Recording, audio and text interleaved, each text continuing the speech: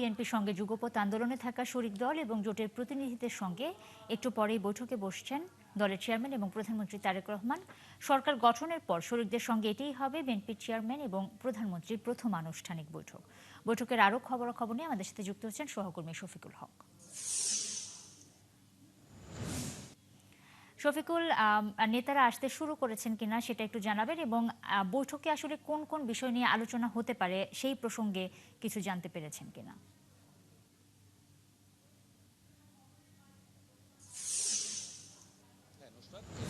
আমরা যেটি দেখতে পেয়েছি যে বিএনপির সঙ্গে এই 24-এর যে গণ অভ্যুত্থানের পূর্বে যেই যুগপৎ আন্দোলন বিএনপির সঙ্গে যুক্ত হয়ে স্বৈরাচার বিরোধী আন্দোলন যারা করেছিলেন, সেই যুগপৎ সঙ্গীদের সঙ্গে প্রধানমন্ত্রী এবং বিএনপি চেয়ারম্যান জনাব তারেক রহমান তিনি একটি এখানে নৈশ ভোজের আমন্ত্রণ জানিয়েছেন এবং সেই বৈঠকটি আজ সন্ধ্যা 7:30 নাগাদ শুরু হওয়ার কথা। তবে ইতিমধ্যে আমরা যেটি দেখতে পেয়েছি যে বিএনপির সঙ্গে সেই যুগপৎ আন্দোলনে অংশ নেওয়া সেই 12 দলীয় ঐক্যজোট সহ গণতন্ত্র মঞ্চ সহ যে নেতৃবৃন্দ যারা ছিলেন তারা কিন্তু ইতিমধ্যেই তারা ধীরে ধীরে এখানে আসছেন এবং রাষ্ট্রীয় অতিথি ভবন যমুনায় এই বৈঠকটি অনুষ্ঠিত হওয়ার কথা।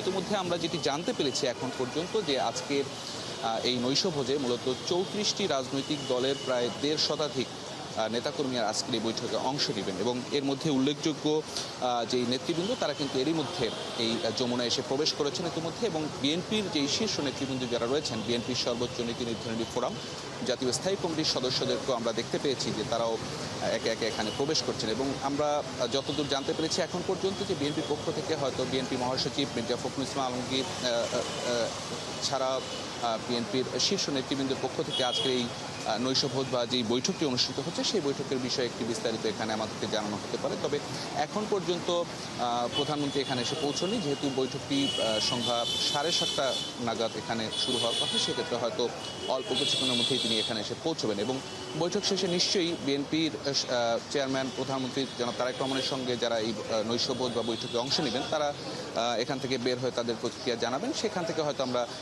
বলতে পারবো যে আসলে এই নৈশভোজটি কেন বা কী কারণে বা কী কারণে কী কী কথা হলো সেসব বিষয় নিয়ে বিস্তারিত এখানে আলোচনা হলো, সে বিষয়ে হয়তো আমরা সেখান থেকে জানতে পারবো। তবে এখন পর্যন্ত যেটি ধারণা করা হচ্ছে যে সরকারের সঙ্গে আপনি জানেন যে এই 12ই ফেব্রুয়ারি যে নির্বাচনটি অনুষ্ঠিত হলো সেই নির্বাচনের পরে প্রায় 5 মাস অতিবাহিত হয়ে গিয়েছে। তবে বিএনপির সঙ্গে যারা যুগপৎ আন্দোলনে অংশ নিয়েছিল তাদের সঙ্গে কিন্তু আনুষ্ঠানিকভাবে বিএনপির প্রধান বা প্রধানমন্ত্রী তারেক রহমানের সঙ্গে আনুষ্ঠানিক কোনো বৈঠক এখন পর্যন্ত অনুষ্ঠিত হয়নি। এটি প্রথম, সরকার গঠনের পরে এটি প্রথম বৈঠক এখানে অনুষ্ঠিত হতে যাচ্ছে এবং এই বৈঠকে মূলত এই সরকার এবং যেই শরিক দলগুলো যুগপৎ আন্দোলনে যারা ছিল তাদের সঙ্গে যোগাযোগ বৃদ্ধি করা ছাড়াও সরকার যেই কর্মকাণ্ডগুলো পরিচালনা করছে সে বিষয়ে শরিকদের অবহিত করতে পারে। একই সাথে যেই বিএনপির যে আগামীর যে পথ চলা সেই পথ চলার বিষয়ে রাজনৈতিক দলগুলোর মতামত এবং তাদের পরামর্শ এখান থেকে জনাব তারেক রহমান এখান থেকে নিতে পারেন, এসব বিষয়ে আসলে আমরা এখান থেকে ধারণা করছি। তবে সেটি বলা যাবে বৈঠকটি শেষ হওয়ার পরে বা নৈশভোজ শেষ হওয়ার পরে যখন তারা এখানে বের হবেন,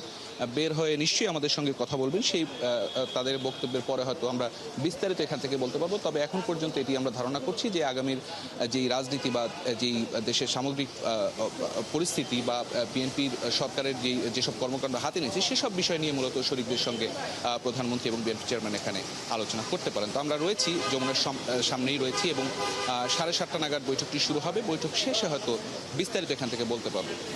এই ছিল এখান থেকে বৈঠকের পর নিশ্চয়ই আপনার কাছ থেকে বিস্তারিত আমরা জেনে নিব এবং দর্শকদের জানানোর চেষ্টা করবো। দর্শক, যমুনা থেকে আমাদের সাথে যুক্ত হয়েছিলেন সহকর্মী শফিকুল হক।